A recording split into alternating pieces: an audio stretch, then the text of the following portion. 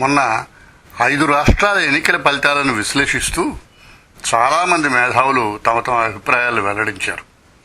కానీ వారంతా పప్పులో కాళేశారని సవినయంగా మనవి చేస్తున్నాను. అసలైన విశ్లేషణను చిత్తగించండి. లోకంలో ఏ విప్లవమైనా వంటగదిలోంచే ప్రారంభం కావాలి. ఎప్పుడూ అన్నం కంచ అనేది విజయం. ఎలాంటి అభ్యుదయమైనా ఆకలి దగ్గర పర్యవసిస్తుంది. కనుక అన్ని రంగాల్లోనూ అమ్మదే పైచేయి. ఈ విషయంలో నరేంద్ర మోడీ గారిని నేను వెనక సీట్లో పెడతాను. పదవిలోకి వచ్చినప్పటి నుంచి మోదీ గారు మాట్లాడని రోజు లేదు, మాట్లాడని విషయం లేదు, వెళ్ళని దేశం లేదు. గత 5 ఏళ్లలో పట్టుమని 10 నిమిషాలు జయలలిత అమ్మగారు మాట్లాడిన దాఖలాలు ఉన్నాయా? ఆవిడ ముక్తసరిగా 3 ముక్కలు మాట్లాడతారు. ఏం చేయాలో చేసి చూపిస్తారు, చెప్పరు. నేను 45 సంవత్సరాలుగా చెన్నైలో ఉంటున్నాను.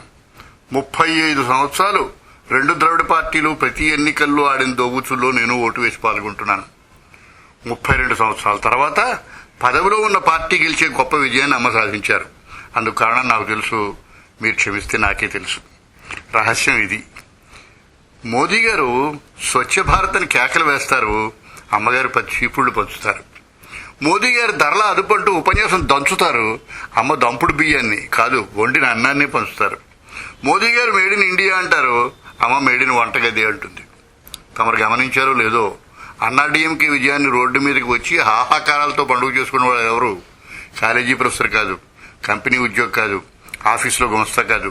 వీళ్ళు మచ్చుకు ఒక్కరైనా రోడ్డు మీద కనిపించారా? అలాగే రిక్షా కూలీ కాదు, ఫ్యాక్టరీ కార్మికుడు కాదు, రైతు కాదు, బయట కాదు. అందరూ ఆడవారు. 40-70 వేస్తున్న ఆడవారు. కెమెరాల ముందు ఆనంద తాండవం చేశారు, డాన్సులు చేశారు. కారణం, వారి చేతుల్లో అన్నం కంచం ఉంది, వారి చేతుల్లోనే లక్షలాది ఓట్లున్నాయి. అమ్మ పొద్దుట్లేస్తే 10 రూపాయలకి 2 ఇడ్లీ పెడతారు, పొంగలు ఉప్పు తినిపిస్తారు, వంటకి బియ్యం ఇస్తారు. సరసంగా బజార్లో అమ్ముకొని డబ్బు చేసుకోవడానికి కలర్ టీవీలు ఇస్తారు, సైకిళ్లు ఇస్తారు. అమ్మ క్యాంటీన్లు ఉన్నాయి, అమ్మ తాగునీరు ఉంది, అమ్మ మందులు, అమ్మ బస్సులు, అమ్మ సిమెంటు, అమ్మ గ్రైండర్లు, ఉచిత మేకలు, ఆవులు. చాలా మంది నాయకులు అభివృద్ధిని ఆకాశంలో చూపిస్తారు. అమ్మ ఆదర్శాలని వంటగదికి, ఇంటి వసారలోకి దింపి మిమ్మల్ని పలకరిస్తుంది. దిగ్విజయ్ సింగ్ గారు కాంగ్రెస్ అడుక్కు తినడానికి కారణాలు వివరించారు. కళ్ల ముందు తమ సంస్థ కూలిపోతున్నా గాంధీ కుటుంబానికి పెద్దపీట వేస్తూ ఆత్మవంచన చేసుకునే ప్రముఖ నాయకుడు దిగ్విజయ్ సింగ్ గారు ఏదో సర్జరీ గురించి మాట్లాడి అంతలో నాలుగు కొరుకుని, నేను సర్జరీ అనేది పైవాళ్ళని, సర్జన్లని కాదు అన్నారు. వారికి నా సలహా ఒక్కటే, రాహుల్ గాంధీ గారికి వెంటనే తమిళనాడులో మెట్టుపాలెం అరుళంబాల్కో తమిళర్స్కో ఇచ్చి పెళ్లి చేయించండి. సోనియా గాంధీ గారి అరవ కోడల్ని అమ్మ దగ్గర 5 ఏళ్లు తర్ఫీదు ఉంచండి.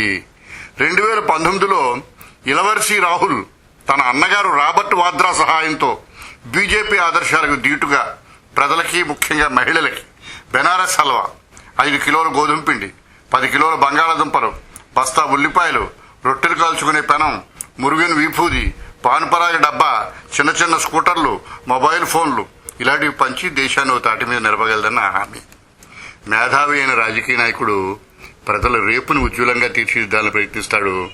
బతకనేర్చిన తెలివైన నాయకుడు ఆ రోజు ప్రజల అవసరాలను తీర్చడానికి సిద్ధపడతాడు. ఆదర్శం ఆకాశం. అది ఆలోచనల్లో సుదీర్ఘమైన కృషితో 10 కాలాల పాటు కలిసి వచ్చే బంగారు భవిష్యత్తు. అది ఆవిడకి కావాలి.